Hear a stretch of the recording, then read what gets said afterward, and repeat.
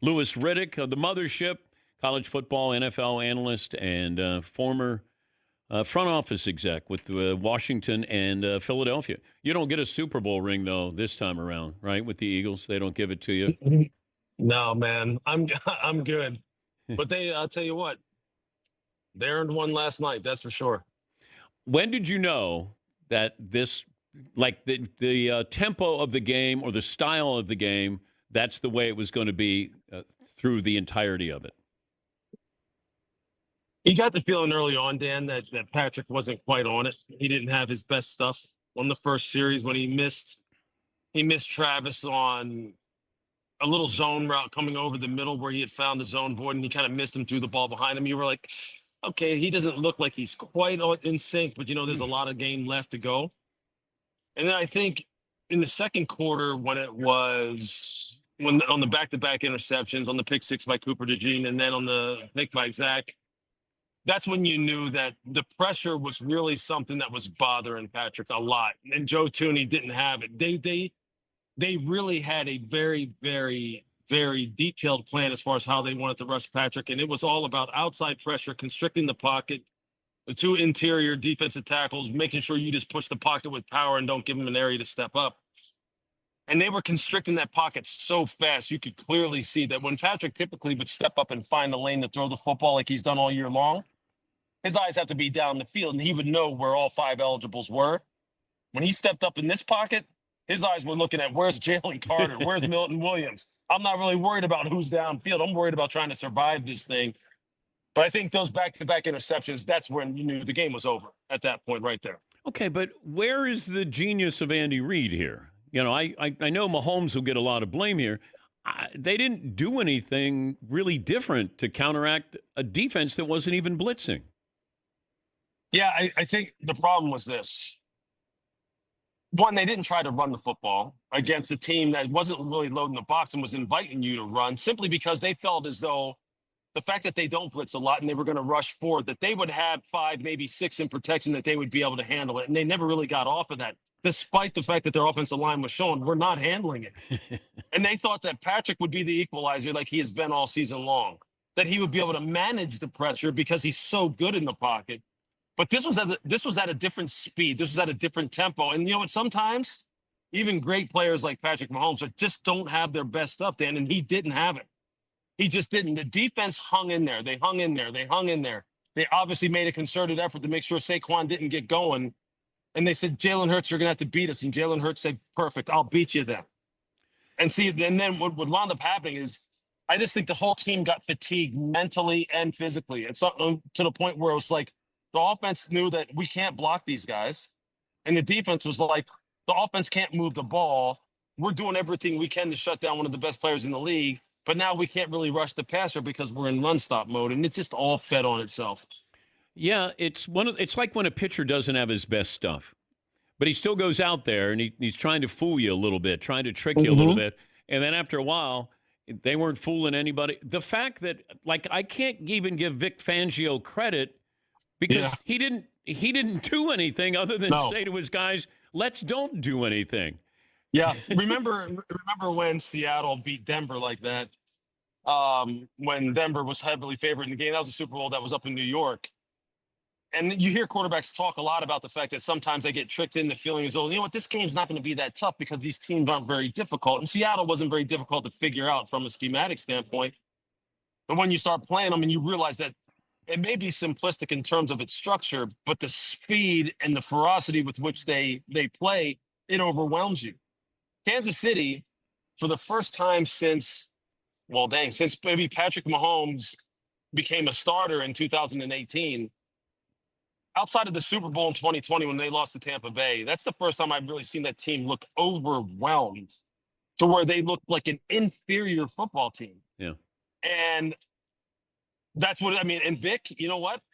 We were talking about it on TV this morning. Vic was sitting up there in that box looking down at that field going, I don't need to send anymore. I don't need to do anything. I'm just going to unleash my big dogs and let them go. And you know what? When it's like that, Dan, sometimes football is just that simple.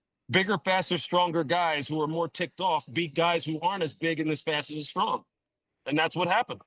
Talking to Louis Riddick of the Mothership. He was on the call with Chris Fowler, Dan Orlovsky for the fans in Australia and New Zealand last night. When it was 17-0, and I thought, okay, Mahomes will get a touchdown, go into halftime, regroup, come back out, you get the ball, second half, and then all of a sudden it doesn't happen that way. And I thought, okay, what adjustments do you make at halftime? And I'm still waiting to see what adjustments were you going to make against the Eagles. Yeah. I mean, that to me baffled me more than anything, I think, last night. Yeah, they came out early in the second half, you remember, and they tried to run the ball. They got maybe 5 or 6, and you're kind of thinking, okay, well, maybe they'll try and mix it up a little bit. Maybe it won't be pass, pass, pass. Maybe they'll run it on first, maybe screen it on second, maybe try and run play action on first, maybe screen it on first down. But they went right back to what they wanted to do, which they felt as though, and I understand it.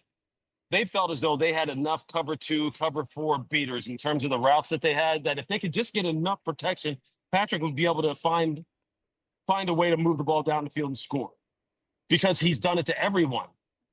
But the neutralizer, the great neutralizer, the great equalizer was the fact that the 4 guys up front just would not allow it to happen. They just wouldn't. And, you know, one of the things I always say in scouting that has always been said to me is when you make 2 moves to fix one problem, it's usually going to end bad when there's a team that can really exploit the fact that you made 2 moves to fix one. Moving Joe Tooney to left tackle and then inserting a backup at left guard, that's 2 moves to fix one. At left tackle, a premium position, going up against a team like Philly, they're not going to let you get away with that. They're just not. And then, you know, Teddy Bruschi made a great point this morning, and I noticed it when it happened on the field. But Teddy articulated it perfectly. Remember when Milton Williams strip sacked Patrick, and then you saw Jalen Carter basically just slap him right in the face. Yeah. And number one, I was concerned that Patrick may have hurt his elbow because of the way he got stripped. But it was a blatant hands to the face headshot from Jalen Carter. That to me said this team was ticked off. This team wanted to send a message. And the message they were going to send was, we're going to literally beat you up, because we're bigger, we're faster, and we're stronger. And that's something that Brett Veach is going to have to come to grips with. And I'm sure last night he was thinking, you know what? For as great as we've been, as many games as we've won, and as great as Patrick is, the fact of the matter is we had a blind spot maybe exposed last night, which is we have to have guys who Andy Reid doesn't have to be perfect. Patrick doesn't have to be perfect. Spags doesn't have to be perfect. We need more of that physical element that Philadelphia obviously has and can rely on. We likened it to Mahomes. You know, he took a hit last night, literally, figuratively, with his legacy. But it's like when Tyson got knocked out by Buster. Yeah. When Ronda Rousey got knocked out. All of a sudden, that era of invincibility. Now, we saw a little bit of that in the Tampa loss in the Super Bowl. But this is one of those where, hey, Mahomes with the ball, game on the line, you know, that's who you want. That's 2 blowout losses in the Super Bowl on his resume. How big of a hit do you think that he took last night? Knowing Patrick, knowing the people who know Patrick like they do, I don't think it'll be something where, you know, like when you're talking about like a Ronda Rousey type situation where, you know, a fighter is on the decline, or clearly they just don't have it anymore. Patrick still has it. But the cool thing about this is that this is a team game. And clearly he can't get it done just all on his own. Twice now when he's gotten blown out in the Super Bowl and gotten beat up in the Super Bowl, it's been because the offensive line has just caved. And this caved to like unrelenting pressure. Think about Philadelphia last year, how they exited the playoffs.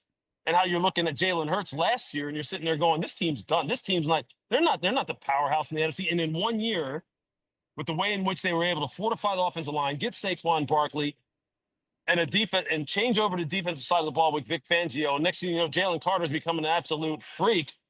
And they get 2 rookies like Quinyon Mitchell and Cooper DeJean. And now they're looking like a team like people are going, oh, they're never going to lose again. They're never going to lose again. They'll be able to fix this, but Brett has to go to work. And it can't just be about Andy's genius and Patrick's, you know, ability to always pull it out in the end, which we've all become kind of drunk with. We've all become like this intoxicated by, because the guy is a once in a generation player. But what he's showing you is that this is still the ultimate team game. And when you go up against a team that's evenly matched or even better than you physically, all the schemes and play calls and shovel passes and no-look passes in the world ain't going to work. Because football is still like what Bill Parcells and Belichick and every other old school coach talks about. It's about imposing your will on another person. And Philly imposed their will on Kansas City last night to the point where it looked like 85 Bears versus New England Patriots in that same stadium. It was like, you have no shot. You can't even move the ball. I mean, it was unbelievable. I was in awe. I mean, my jaw was hitting the floor, sitting there going, they can't do anything. That is not how any of us thought that would happen, besides maybe the people in Philadelphia in that locker room. Lewis, they poured the Gatorade with 3 minutes left. That has to be the earliest Gatorade pull. If that was a fight, a heavyweight, they would have stopped that. No doubt. They would have stopped it in the third quarter, and they would have said, no. Most curious player decision in the offseason with anybody, whether it's Russell Wilson or Sam Darnold or Aaron Rodgers, who or what are you most curious about in the offseason? I'm curious about really, let's see, where does Myles Garrett end up? Okay. And does Cleveland actually let him go? Do they actually say, because, obviously Andrew Berry has said that he's not a guy who I want to trade. I'm not going to trade him. But where does he go? And is he a missing piece for a team? Is he a missing piece for a team like Detroit? Is he a guy who, like a team like Kansas City, quite honestly, they need a guy like that. They need a closer like that. Where does he wind up going? Because outside of quarterback, premium pass rushers who are like on the verge of doing historic things, rushing the passer, don't hit the market. They usually don't get moved. And so Myles is going to be one of the biggest stories of the all season. And the only reason why it's probably not bigger is because of the fact that he plays for Cleveland right now and nobody cares about Cleveland. Okay, but you worked in the front office of 2 NFL teams. Yeah. If you worked in the Browns front office, you're the GM, and Myles Garrett says he wants to be traded, knowing what you need for your team, but you don't want to be the guy who traded him away. What would you do with that situation? That situation has so many other tentacles because I just get the feeling that Andrew Berry's not doing anything in a vacuum. He's being told what to do. But I would strongly suggest to the people who ultimately make that decision, if it wasn't just all mine on my own, I would say, hey, look, we need to consider moving him. Okay. Because we need help. And as much as that sucks, because he's one of the greatest players in the history of this franchise, we have to move him. And quite honestly, I would then want to have another conversation, Dan, which is how we gotten to the point where a guy who we drafted and we developed here in-house, who is beloved in Cleveland, all of our fan base can't blame. They don't blame him. They would say they would want out too. How have we gotten to the point where our best players don't want to stay here anymore? Like that's an even bigger issue for them. That I don't know. Maybe Jimmy Haslam wants to have those conversations. Maybe he doesn't, but he needs to, because if he doesn't, good luck getting a new stadium. Good luck getting that fan base to rally behind you when you're alienating a guy who is a truly, one of the best pass rushers that this game has ever seen. Safe travels back. Thanks for joining us the entire season. Always appreciate your insights.